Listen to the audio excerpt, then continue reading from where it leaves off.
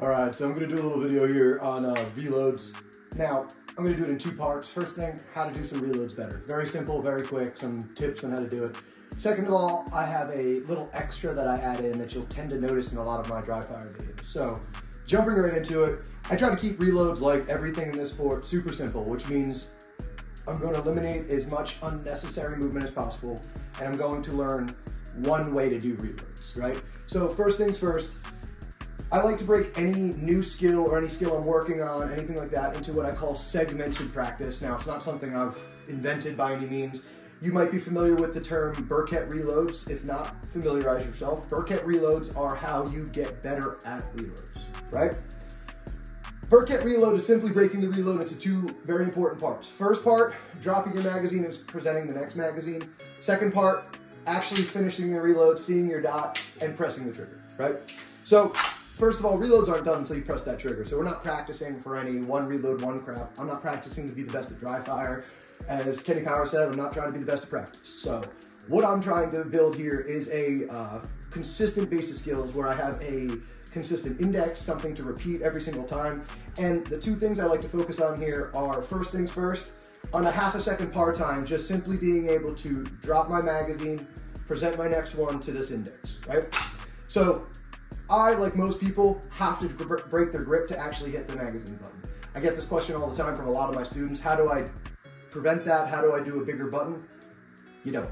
What you learn to do is get it really quick and rebuild your grip. That's it, that's all. How do you do that? You sit on the couch and do this a bunch. Very simple answer. It's just Dryfire. So what I want you to do is just get comfortable breaking that grip and rebuilding your grip by the time you get this next magazine presented. Your goal here is to just break your grip, drop that magazine, and reform your grip with the least possible movement. The next thing I try to do is just point this magazine well at the next magazine. That's it. That accounts for all the necessary movement in this reload.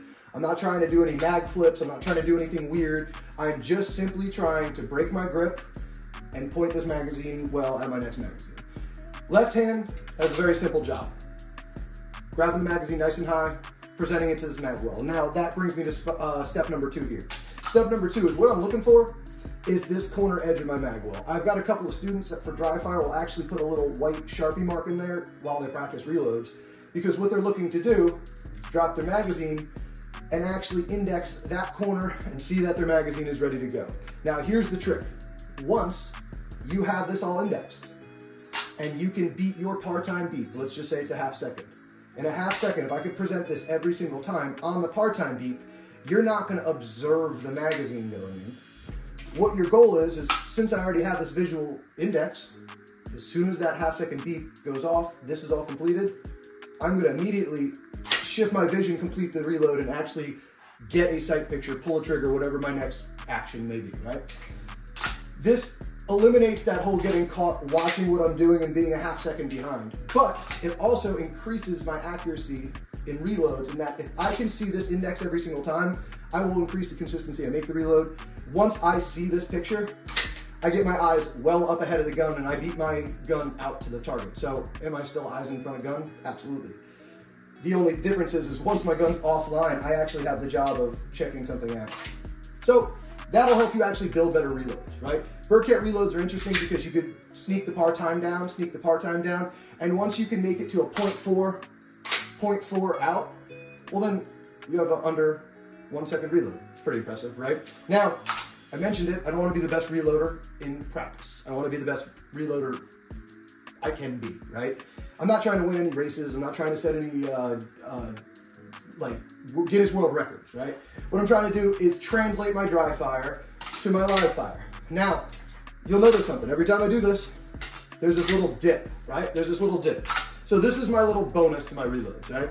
I noticed that in Dryfire, this came from the 3-gun world. We try to stay as still as possible. When we're doing quad loads with our shotguns, when we're doing all our reloads, we're trying to stay as still as possible to eliminate extra movement. It was good practice.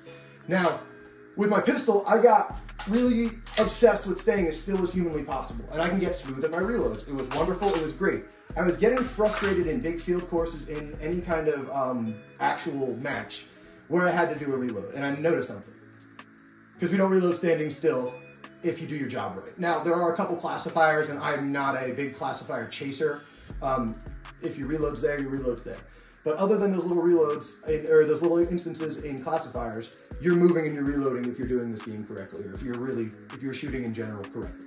So, how do you typically initiate movement? Now you'll notice there's a little dip there. It's not that you're trying to do it.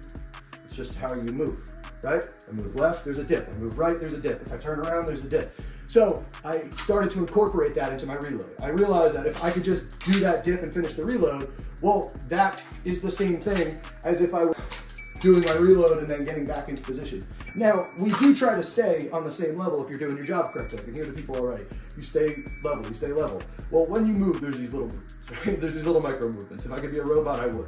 If I could be a gimbal, I would, but I'm not. So I practice for reality.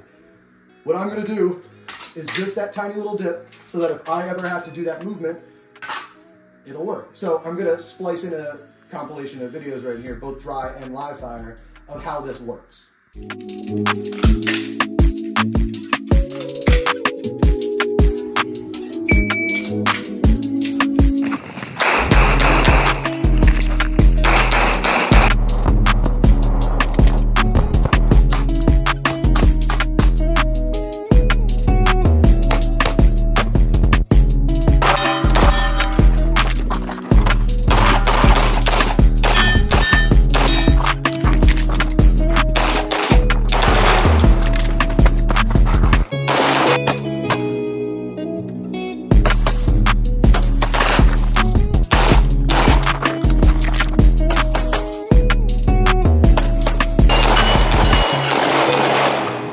Now, you've seen a couple examples. What's cool about this is I just did this observationally. I'm not smart enough to be like, this needs to happen because of body mechanics, blah, blah, blah, blah. I just love body mechanics. I'm also a CrossFit coach. I like that kind of side of body training and everything. So I like to combine the two. I realized that just with natural body mechanics and how you work, we needed to combine the hard-headedness of shooters with actually how your brain, or how your body moves, right? Very simple. I also noticed if you go and look at some Eric Graffel videos, and there's some other high-end shooters, it's just very obvious from a very recent Eric Graffel video, he does the same thing when he moves. Again, he's not trying to. It's just the way the game works. If you are doing a reload properly, you're leaving position and reloading. What did I just do? I just dipped. So, take it for what it's worth. First part of this video, I wanted to focus on just mechanically how to actually do reloads better. Second part of this is just my little addition to don't get flat-footed. Don't just practice for being the best absolute dry fire ever. Use dry fire to build up the hard skills and then translate it to the actual live part of it. So the way I learned to reload is the way I reload all the time, everywhere. I don't care where the pouch is, I would always throw my hand to it. I'm always gonna do these kinds of things. If it's slide locked, I'm just gonna bang the slide. It's one way to do everything. Moving for classifiers, for field courses, I don't wanna have 1,000 different ways to do one simple skill. The simple skill is just that, it's simple, it's not easy. So I wanna practice it so I can get it consistently, I can get it in every situation, and I can keep using it all the time. So if you have any questions, reach out, message me. Again, it's a little snowy out there. I've got about 2 feet of snow on my range right now, so this is what I'm gonna be doing this winter. If you would like to do any online coaching, any dry fire work, I do a lot of Zoom meetings, I do this kind of thing, so reach out with any questions you have, message me, whatever you need. Have a good day, enjoy.